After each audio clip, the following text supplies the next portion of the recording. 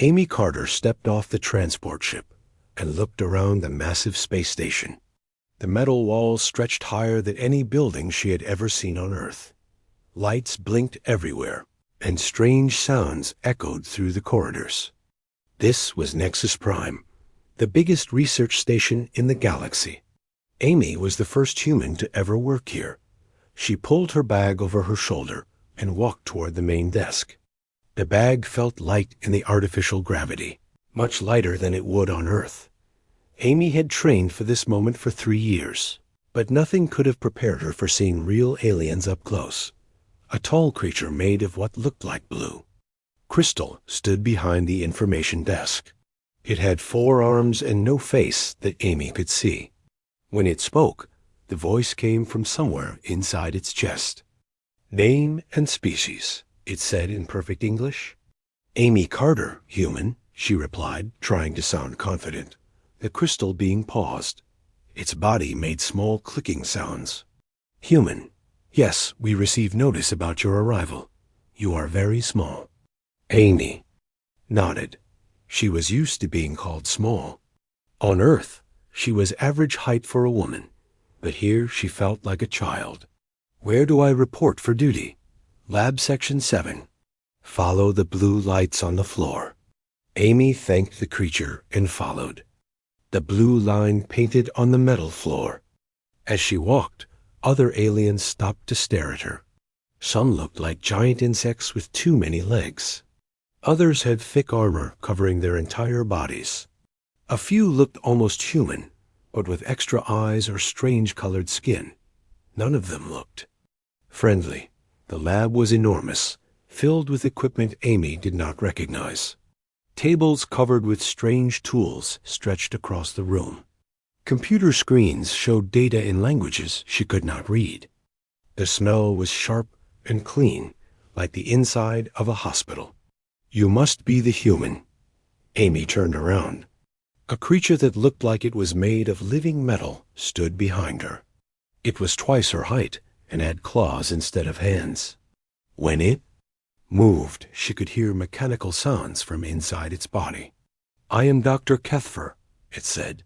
"I am the lead scientist for this project. You will work under my supervision." "Nice to meet you, Dr. Kethfer. I am Amy Carter. I specialize in studying alien life forms." Dr. Kethfer made a sound that might have been laughter. "Studying alien life forms. How amusing. You are the alien life form here, human, and a very fragile one at that." Other creatures in the lab turned to look. Amy felt her face get warm, but she kept her voice steady. "I may be different, but I am qualified for this position. I have degrees in biology and chemistry from Earth's best universities." "Earth universities," said another voice. Amy looked over to see a creature covered in thick, gray armor plates. It had 6 arms and a head shaped like a triangle. What could Earth possibly teach that would be useful here? Your planet is not even part of the main galactic community yet.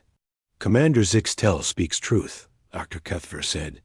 "Humans have only been in space for a few hundred years. My species has been exploring the galaxy for over 10,000 years. What makes you think you can contribute anything meaningful to our research?" Amy took a deep breath. She had expected this kind of reaction, but it still hurt. "I may be new to space travel, but I understand how to study living things. Life follows similar patterns everywhere, even on different planets."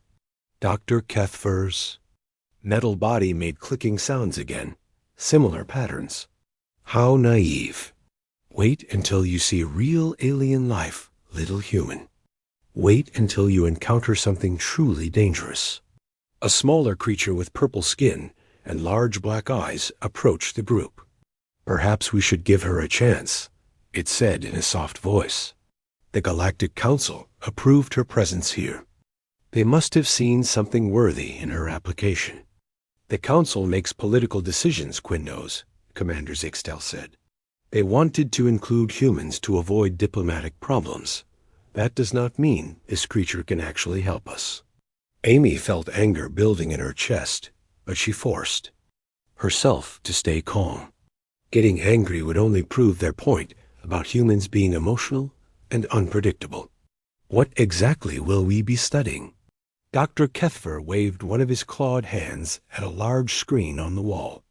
The image showed a planet with green and brown patches covering its surface. This is Kepler 442c. We have detected unusual energy readings from this world. Our mission is to travel there and investigate the source of these readings.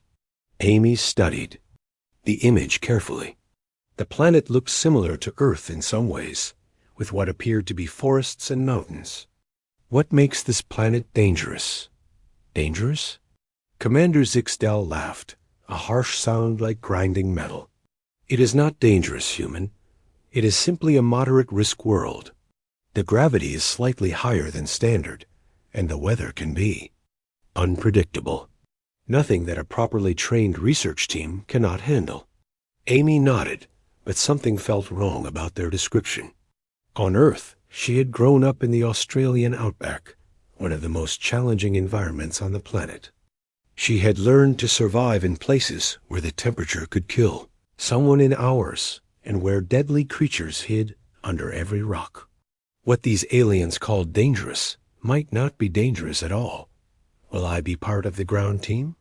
She asked. Dr. Kethver and Commander Zixtel exchanged looks. Ground team? Human, you will be staying on the research ship. Your job will be to analyze samples that we bring back.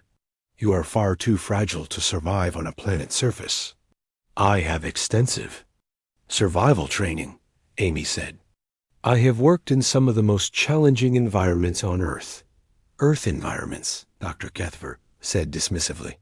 Your homeworld is a garden paradise compared to real worlds in the galaxy. You have lived your entire life in comfort and safety. You could never survive the harsh conditions we face during real exploration. Amy wanted to tell them about the time she had survived for 2 weeks in the desert with no water source, or about the poisonous snakes and spiders she had learned to avoid as a child. She wanted to explain that Earth was not the safe paradise they imagined, but she could see in their eyes that they had already made up their minds about her. When do we leave for Kepler 442c? She asked instead. Tomorrow morning, Commander Zixtel said. You should spend today familiarizing yourself with the ship's laboratory equipment. Try not to break anything important. The other creatures in the lab laughed at this comment. Amy felt her face burn with embarrassment, but she nodded politely. I will be ready. As the aliens returned to their work, Amy walked over to examine the laboratory equipment. Everything was much larger than human-sized tools, designed for creatures with claws and extra arms. She would have to adapt quickly if she wanted to be useful. Quindos, the purple-skinned alien who had spoken kindly to her, approached while the others were busy. Do not let them discourage you, it whispered. They treat all newcomers this way. Once you prove yourself, they will respect you. Thank you, Amy said. What should I expect on this mission? Quindos looked around to make sure no one was listening. The truth is, none of us have much experience with worlds like Kepler 442c. Most of our exploration happens on worlds very similar to our homeworlds. This planet is different enough that we are all nervous, though none of us will admit it. Amy felt a spark of hope. If the other team members were nervous about conditions that seemed mild to her, maybe she would have a chance to prove her worth. After all, she just had to wait for the right moment. She spent the rest of the day learning to use the oversized equipment and reading everything she could find about Kepler 442c. The more she learned, the more convinced she became that the aliens were underestimating the challenges they would face. The planet showed signs of extreme weather patterns and potentially dangerous wildlife. But when she tried to share her concerns with Dr. Kethver, he dismissed her warnings as human paranoia. You worry too much, little human. This is a simple research mission. What could possibly go wrong? The landing craft shook violently as it entered the atmosphere of Kepler 442c. Amy gripped her seat tightly and watched the alien crew members around her. Dr. Kethver sat in the front, his metal body making clicking sounds with each bump. Commander Zixtel checked his weapons for the third time. The other 6 team members looked nervous despite their earlier confidence. Amy had convinced them to let her join the ground mission by showing her survival certifications from Earth. Dr. Kethver had looked at the documents with his mechanical eyes and made dismissive sounds, but Commander Zixtel had finally agreed she could come along. "You can carry extra equipment," he had said. "Try to keep up." Through the small window, Amy could see the planet's surface rushing toward them. The landscape looked beautiful from above, with rolling hills covered in strange purple and green vegetation. Rivers wound through valleys like silver ribbons. It reminded her of the countryside near her childhood home in Australia. "Landing site coming up," announced the pilot, a creature with 4 eyes and tentacles instead of arms. "Weather looks stable." Those were the last calm words anyone spoke. The electromagnetic storm hit them without warning. The ship's instruments went crazy, beeping and flashing red lights everywhere. The pilot fought with the controls as lightning danced across the hull. Amy could smell something burning from the engine compartment. "Emergency landing," the pilot shouted. "Everyone hold on." The craft spun through the air like a broken toy. Amy watched through the window as the ground got closer and closer. She had been in rough landings before during her survival training, but nothing like this. The aliens around her were making sounds of panic and fear. The ship hit the ground. Hard, Amy's safety harness cut into her shoulders as she was thrown forward. The sound of tearing metal filled the air. Something exploded in the back of the craft, filling the cabin with smoke and the smell of chemicals. When everything stopped moving, Amy's ears were ringing. She unstrapped herself and looked around. 2 of the alien crew members were not moving. Dr. Kethver was pinned under a piece of twisted metal, green fluid leaking from cracks in his body. The others were groaning and trying to get up. "Is everyone okay?" Amy called out. Commander Zixtel pushed himself up from the floor. His armor plates cracked and dented. "Status report," he ordered, but his voice sounded shaky. Amy quickly checked on the 2 motionless aliens. One was clearly dead, his neck bent at an impossible angle. The other was breathing but unconscious. She moved to Dr. Kethver and examined the metal beam that had him trapped. "I need help moving this," she said. "Leave him," Commander Zixtel sighed. "We need to focus on survival." Amy stared at him in shock. "We cannot just leave him. He is injured but alive." "He will slow us down," said another alien, a creature covered in thick fur. "We have limited supplies and no way to call for help. We must think about the good of the group." Amy felt sick to her stomach.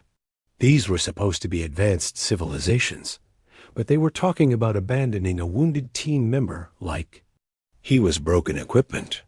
"Help me move this beam," she said firmly. The other aliens looked at each other uncertainly. Quindos, the purple alien who had been kind to her, stepped forward to help. Together, they lifted the metal beam enough for Amy to pull Dr. Kethver free. The scientist was badly hurt, but his mechanical parts were still functioning. "Thank you," Dr. Kethver whispered. "I thought they would leave me to die." "Nobody gets left behind," Amy said. She had learned that rule during her first survival course as a teenager. It was something humans understood, but apparently aliens did not. Commander Zixtel was examining their supplies. "We have food for 5 days, water for 3. The communication equipment is completely destroyed. The emergency beacon is damaged beyond repair." Amy looked outside through a crack in the hull. The landscape did not look like the peaceful scene they had seen from above. Dark clouds were gathering on the horizon. and the wind was picking up. The temperature felt wrong, too warm for the time of day they had seen on their instruments. "We need to find shelter and figure out where we are," she said. "The human is right," Quindos agreed. "This area does not look safe." As if to prove the point, a howling sound echoed across the landscape. It was not like any animal sound Amy had heard before, but it definitely came from something large and possibly hungry. Commander Zixtel made the decision to move to higher ground about a mile away. Amy helped Dr. Kethfer walk, supporting his weight as much as she could. The injured scientist was heavier than she expected, but she had carried wounded people before during her rescue training in the outback. The group moved slowly across the alien landscape. The plants around them were beautiful but strange, with leaves that seemed to watch them as they passed. Amy noticed that some of the vegetation was wilted on one side, as if exposed to extreme heat recently. They had walked for about 20 minutes when the first real sign of danger appeared. Commander Zixtel suddenly stopped and pointed ahead. "What is that?" Amy looked where he was pointing and saw what appeared to be bones scattered around a small clearing. They were white and clean, picked completely bare of any flesh.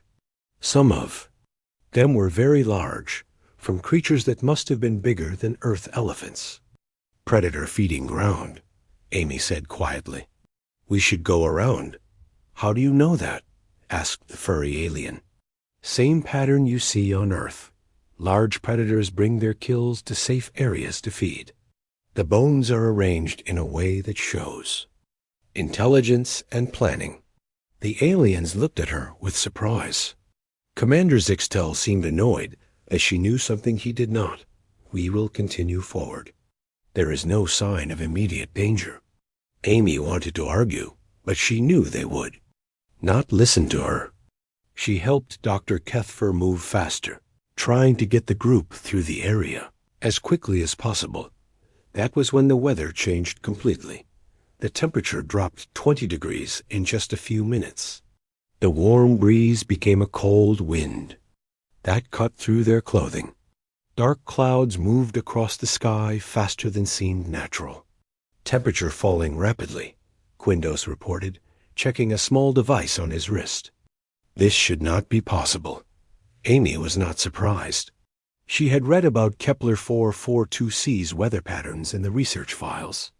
The planet had extreme temperature swings due to its unusual orbit and atmospheric composition.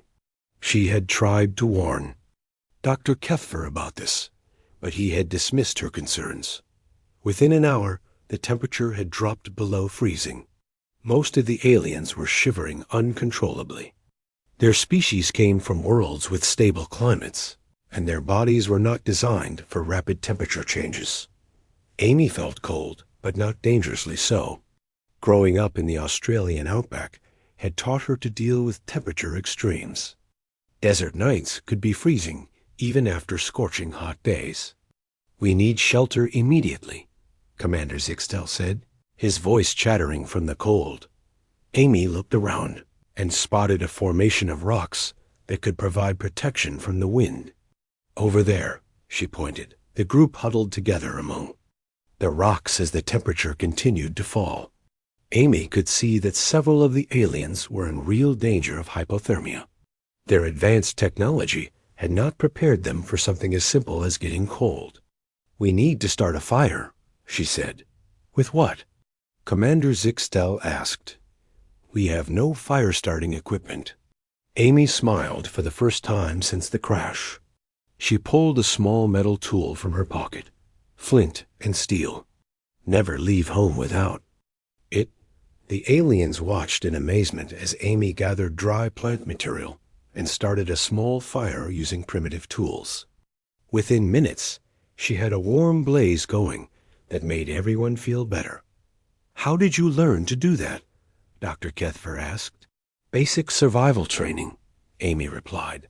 "Every human child learns these skills in school." The aliens exchanged glances.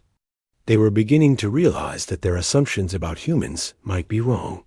As night fell and strange sounds echoed across the landscape, they found themselves looking to Amy for guidance instead of their own leaders. The real test was just beginning. Amy woke up before dawn while the aliens were still sleeping around the dying fire. The air was cold and sharp in her lungs, but she felt alert and ready. This was the kind of morning she remembered from camping trips in the outback as a child. She quietly added more fuel to the fire and looked around their temporary camp. The aliens had huddled together for warmth during the night, but they still looked cold and miserable.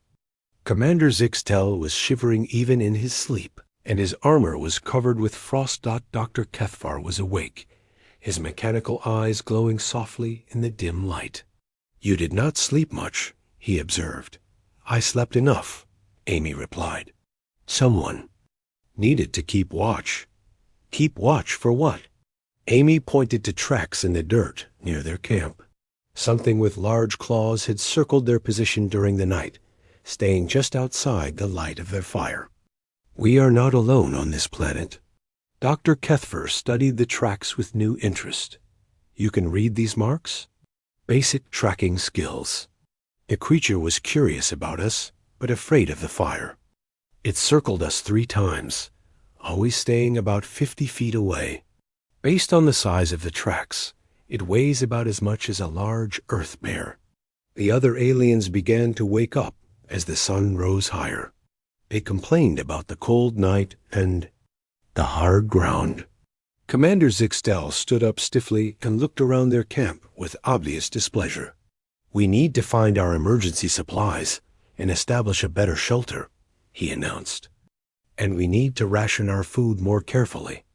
Amy had been thinking about their situation all night. "Before we do anything else, we need water. Our supply will not last another day in this climate." "Water is not a priority," Commander Zixtel said dismissively. "We have enough for now." Amy shook her head. "You are thinking like someone from a space station. Out here, water is always the first priority. Without it, we die in 3 days. Food can wait." The furry alien, whose name was Veltar, laughed. "Humans worry too much about basic things. We are intelligent beings, not primitive animals." Amy felt frustration building inside her, but she kept her voice calm. "Intelligence does not keep you alive if you die of thirst. I am going to look for water. Anyone who wants to come with me is welcome." She picked up her small pack and walked away from the camp.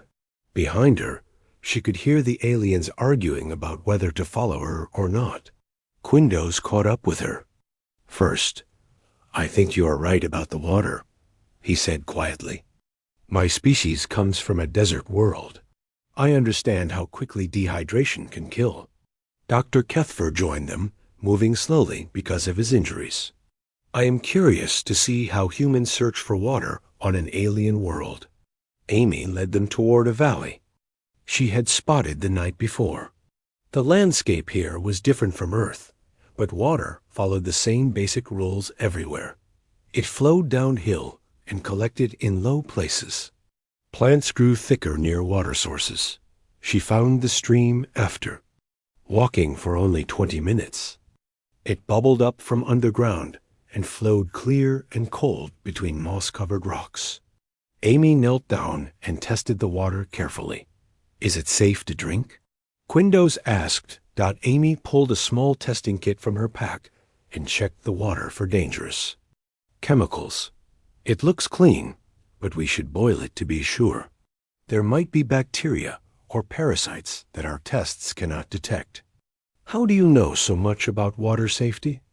Dr. Kethver asked. "On Earth, drinking bad water can kill you just as surely as any predator. Every human learns to test water sources during basic education." They filled their containers and started back toward camp. Along the way, Amy pointed out edible plants she had identified. She showed them roots that could be cooked for food and leaves that could be used as medicine.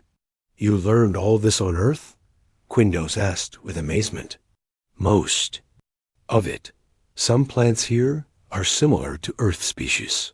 Life tends to find similar solutions to similar problems. When they returned to camp, they found the other aliens in the middle of a heated argument. Commander Zixtel was insisting they should head north toward what he thought was their original landing target. Veltar wanted to go south to higher ground. The others were split between different opinions. "We found water," Amy announced, setting down her containers. The arguing stopped immediately. All the aliens stared at the clear liquid with obvious relief. "Where?" Commander Zixtel demanded. Amy pointed toward the valley. "About 20 minutes' walk. There is also food there if we know what to look for." She began organizing their camp more efficiently while the aliens drank the fresh water. Using techniques she had learned during wilderness survival courses, she created a better shelter using debris from their crashed ship. She set up a cooking area with proper ventilation and established clear paths for moving around the camp. The aliens watched her work with growing interest. Everything she did had a purpose and made their situation more comfortable. "Why do you know how to do all these things?" Veltar asked. Amy paused in her work. "On Earth, these are normal skills. Children learn them in school or from their families. We call it camping or hiking. Your people do this for fun?" Dr. Kethver asked, sounding shocked. "Of course. How else would you learn to survive in different environments?" Commander Zixtel was looking at Amy with new respect. "Perhaps we have underestimated human education systems." The real test came that afternoon when Quindos made a serious mistake. The young alien had wandered away from camp to explore some interesting rock formations. Amy was checking their food supplies when she heard him cry out in pain. She ran toward the sound and found him on the ground, writhing in agony. "What happened?" she asked, kneeling beside him. "I ate some berries," Quindos gasped. "They looked safe, but now I feel like my insides are burning."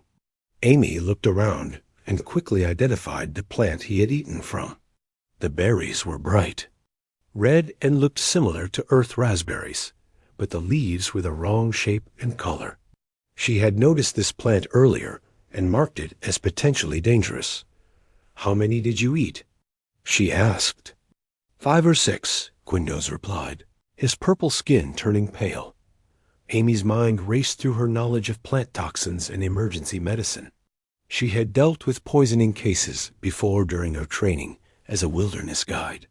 The symptoms Quindos was showing matched several toxic plants from Earth. "I need to make him vomit," she told the other aliens who had gathered around. "The poison needs to come out of his system immediately." She pulled medical supplies from her pack and began treating Quindos with techniques she had learned for treating poisoning in remote areas. The other aliens watched nervously as she worked, clearly out of their depth in this situation. Amy mixed a solution that would help Quindos expel the poison from his stomach. She monitored his vital signs using basic first aid skills and kept him calm while the treatment worked. "Will he survive?" Dr. Kethver asked quietly. "Yes, if we act fast enough," Amy replied, continuing to work. "The poison is similar to some Earth plants. His body will process it out if we help it along." For the next 2 hours, Amy stayed with Quindos, monitoring his recovery and making sure he stayed hydrated. She used knowledge from dozens of wilderness survival courses and emergency medical training to guide his treatment. When Quindos finally sat up and asked for water, the other aliens looked at Amy with something approaching awe. "You saved his life," Veltar said quietly. "I did what anyone with proper training would do," Amy replied, but she could see in their faces that none of them had the knowledge to help Quindos. Their advanced medical technology was still back on the space station. Out here, Amy's primitive Earth skills were keeping them alive.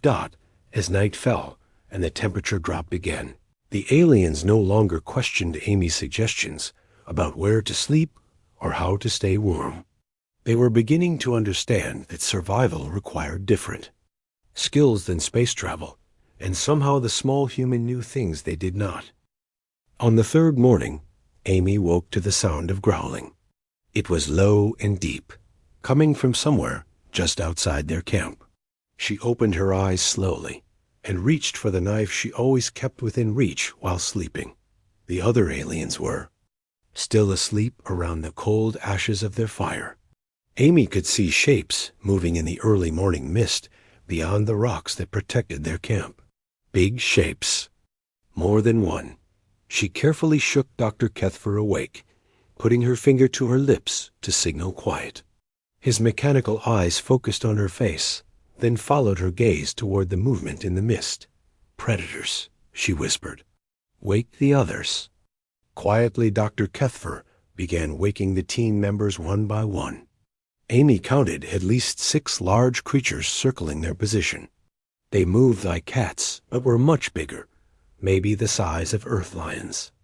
Their bodies seemed to change color to match their surroundings, making them hard to see clearly. Commander Zixtel woke up and immediately reached for his energy weapon. Amy grabbed his arm to stop him. "Do not shoot unless I tell you," she whispered. "We need to understand what they want first." "They want to eat us," Beltar said, his fur standing up with fear. Amy studied the creatures more carefully. They were staying about 30 feet away, close enough to attack, but not actually approaching. Their body language reminded her of wild dogs she had encountered in the outback. Curious but cautious. "They are testing us," she said quietly, "seeing if we are dangerous or if we are easy prey." One of the creatures stepped closer to their camp. Amy could see it clearly now.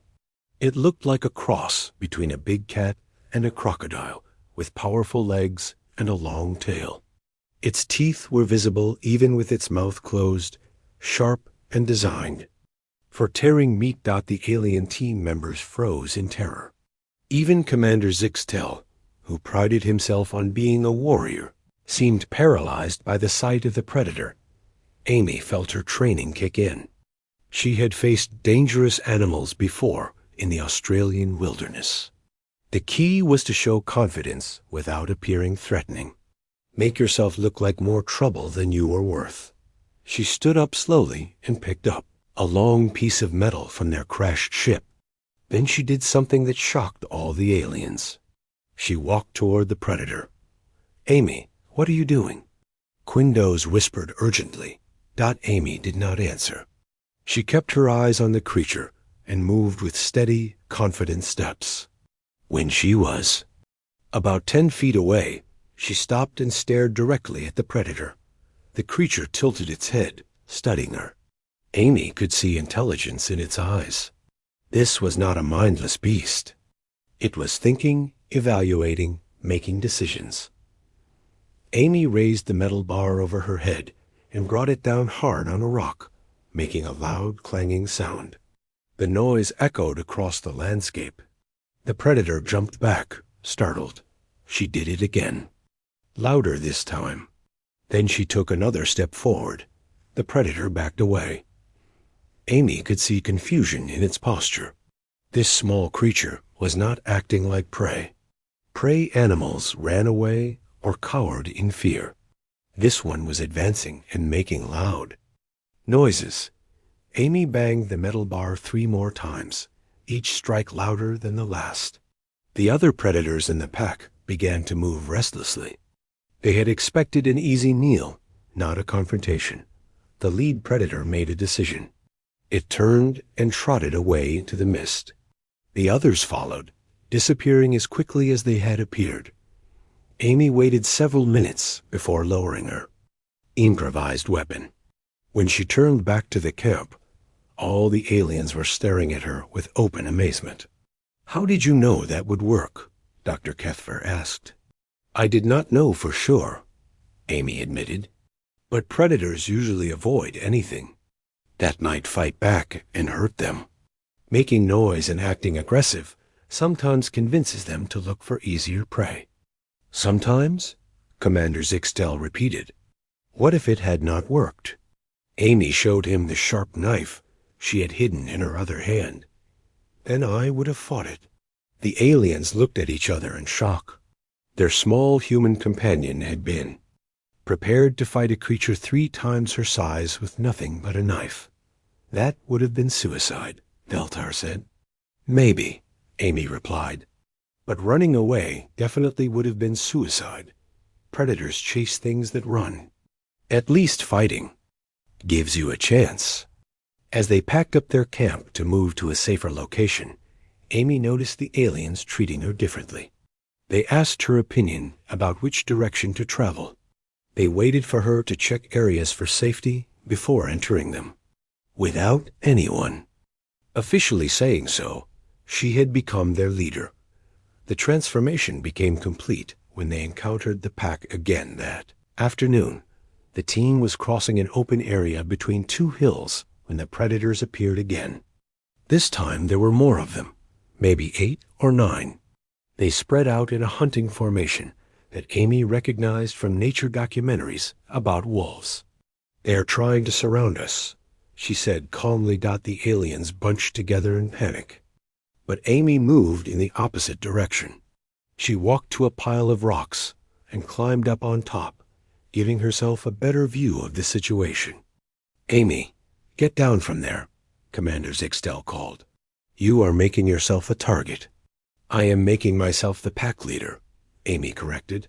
"Watch what happens." She had noticed something about these creatures during their morning encounter. They had pack behavior similar to Earth wolves. That meant they had a social structure with leaders and followers. Amy stood on the rocks and made herself as tall as possible. She spread her arms wide to look bigger and began making loud, aggressive sounds. Not words, just noise designed to show dominance. The predators stopped their advance. The lead creature, the same one from the morning, approached closer than the others. Amy could see it was testing her again, trying to determine if she was really a threat. Amy jumped down from the rocks and picked up 2 large stones. She threw them hard at the ground near the lead predator, not trying to hit it, but showing that she could throw accurately if she wanted to. The predator backed away a few steps. Amy advanced, making more noise and picking up another stone. 4. Several tense minutes, Amy and the pack leader faced each other. The other predators watched nervously, waiting to see what their leader would decide. Finally, the pack leader made a sound that was almost like a whimper. It lowered its head slightly and took several steps backward. Amy stood her ground, maintaining eye contact. The pack leader turned and walked away. The other predators followed, but Amy noticed they kept looking back at her with what seemed like respect. "I do not believe what I just saw," Dr. Kethfer said quietly. "You established dominance over an alien predator pack," Commander Zixtel added, his voice full of amazement. "That should be impossible." Amy picked up her pack and started walking. Behavior patterns are similar across species. Show confidence, refuse to back down, and most predators will decide you are too much trouble. As they continued their journey, Amy began teaching the aliens basic survival techniques. She showed them how to read animal tracks, how to identify dangerous plants, and how to move quietly through unfamiliar territory. The aliens learned quickly, but it was clear that these skills were completely new to them. Their advanced civilizations had never needed to teach such things. "On our worlds, we eliminated dangerous predators thousands of years ago," Veltar explained. "We have lived in cities and space stations for so long that we forgot how to deal with wild animals. Every human child learns these things," Amy said. "Earth is still a dangerous place. We have to live alongside predators and natural hazards every day." Dr. Kethfer was quiet for a long time after this conversation. Finally, he spoke. "I am beginning to understand something about humans. Your planet did not make you weak. It made you strong." That evening, as they set up camp in a more secure location, Amy caught one of the younger predators alone. Instead of driving it away, She studied its behavior carefully. She realized these creatures were not just mindless killers. They were intelligent and social, with complex communication patterns. Using techniques she remembered from animal training courses, Amy began attempting to communicate with the creature. It was dangerous work, but she had an idea that might help ensure their survival. The aliens watched in fascination as Amy slowly built a relationship of mutual respect with one of the predators that had been hunting them. It was the beginning of something none of them had thought possible. Amy spent 3 days working with the young predator she had separated from its pack. She named it Scout because of the way it watched everything with curious eyes. The other aliens thought she was crazy for trying to communicate with something that had wanted to eat them. "This is extremely dangerous," Commander Zixtel warned her. "That creature could attack at any moment." Amy continued offering Scout small pieces of food while maintaining a safe distance. It could have attacked already if it wanted to. Look at its body language. It is curious, not aggressive. Dr. Kethfer observed from nearby, his mechanical eyes recording everything. "What exactly are you trying to accomplish?" "I want to understand how they communicate," Amy explained. "These creatures are intelligent. If we can establish peaceful contact, we might be able to coexist instead of fighting." On the 4th day, Scout brought Amy something unexpected. It dropped a small electronic device at her feet and backed away, making soft rumbling sounds. Amy recognized the device immediately. It was part of their crashed ship's communication equipment. "Where did you find this?" she asked Scout, even though she knew it could not understand her words. Scout tilted its head and made more rumbling sounds. Then it turned and began walking away, looking back at Amy as if it wanted her to follow. "I think it wants to show us something," Amy told the others. Against the protests of the alien team members, Amy followed Scout across the landscape. The predator led them to a hidden valley where the rest of its pack was waiting. Amy felt her heart race, but she forced herself to stay calm. The pack had collected pieces of their crashed ship. Electronics, metal parts, and other equipment were scattered around what appeared to be the predator's main den. Amy realized the creatures had been scavenging from the crash site. More importantly, she spotted their emergency beacon among the salvaged equipment. It was damaged, but might still be repairable. "They have been collecting our technology," Dr. Kethfer observed with amazement. "They are tool users," Amy said. "Look how they arranged everything. This is not random scavenging. They are studying our equipment, just like we would study theirs." Scout approached the beacon and touched it with one claw, making questioning sounds. Amy understood what it was asking. "It wants to know what this device does," she said. Amy carefully approached the beacon and began examining it. The creatures watched her work with obvious interest. When she found the damaged power coupling, she showed it to Scout and made frustrated.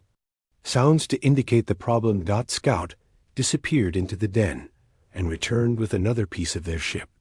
It was exactly the part Amy needed to repair the beacon. "It understands that we need to fix this," Amy said in amazement.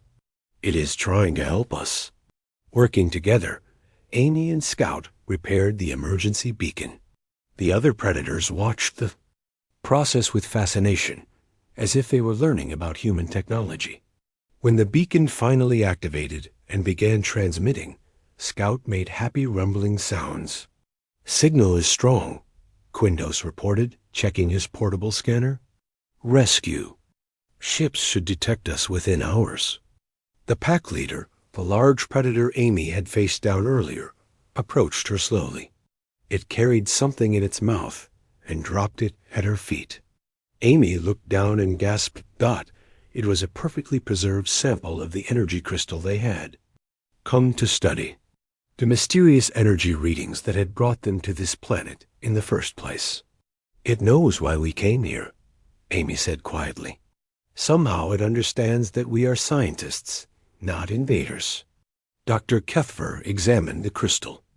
Sample with growing excitement. This is exactly what we needed for our research. The energy patterns are perfect. This one sample contains more data than we hoped to gather in weeks of searching. The pack leader made more sounds and gestured toward the hills with its head.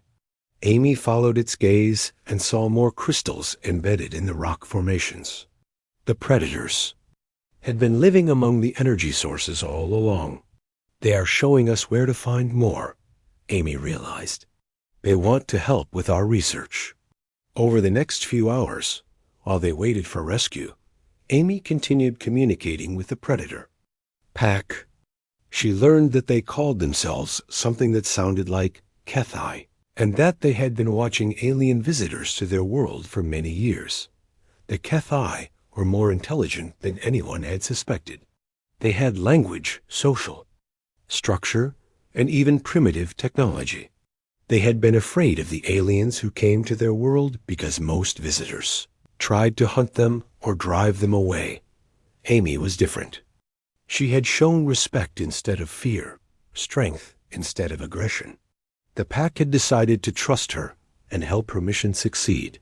When the rescue ship finally arrived, the captain was shocked to find the expedition team not only alive, but actively working with the planet's apex predators. How is this possible? Captain Nixrose asked as his crew loaded the rescued team aboard. These creatures were classified as extremely hostile. They are not hostile, Amy explained. They are protective of their territory, but they can be reasoned with if you approach them correctly. Dr. Kethfer was already writing his report during the flight back to Nexus Prime.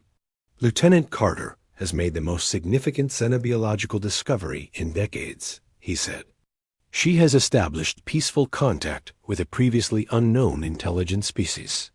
The crystal samples that Scout and the pack leader had provided contained energy readings that revolutionized galactic understanding of power generation. The research mission that had started as a simple investigation became a major scientific breakthrough. More importantly, Amy had proven that humans brought unique skills to galactic exploration.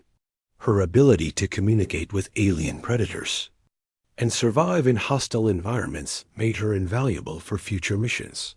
When they arrived back at Nexus Prime, word of Amy's achievements had already spread throughout the station. Alien scientists who had dismissed her as weak and useless now requested her for their own. Research teams. Dr. Kethfor formally recommended Amy for promotion to expedition leader. Her knowledge of survival techniques and interspecies communication far exceeds anything in our databases, he wrote in his official report. Commander Zixtel, who had once suggested leaving her behind on the ship, now insisted that his warriors receive training from human survival specialists. We have been weak, he admitted. We have relied too much on technology and forgotten how to adapt to unexpected situations. Amy received offers to lead research, missions to dozens of worlds that had previously been considered too dangerous for scientific study. Planets with hostile weather, dangerous wildlife, and unstable environments were suddenly accessible because of human survival expertise. Amy was most proud of the communication protocols she had established with the HFY.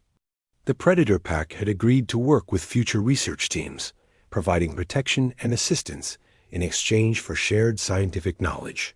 Scout, the young predator who had first trusted her, was designated as the official liaison between his species and the galactic research community. Amy had taught him basic symbols that allowed limited written communication between species. 6 months later, Amy stood on the observation deck of the research station and looked out at the stars. She was no longer the small, dismissed human who had arrived months earlier. She was Lieutenant Commander Amy Carter, certified for expeditions to Class 5 hostile worlds, specialist in interspecies communication, and the first human to achieve legendary status in galactic exploration. Her success had changed how the galaxy viewed humanity. Earth was no longer seen as a backwater planet that produced weak beings. It was recognized as a deathworld that forged individuals capable of surviving anywhere and adapting to any situation. Amy smiled as she read her next assignment orders.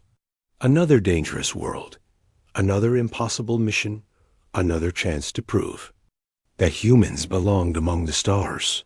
She was ready for whatever challenges waited among the distant suns. The galaxy had learned not to underestimate the quiet strength that came from calling Earth home.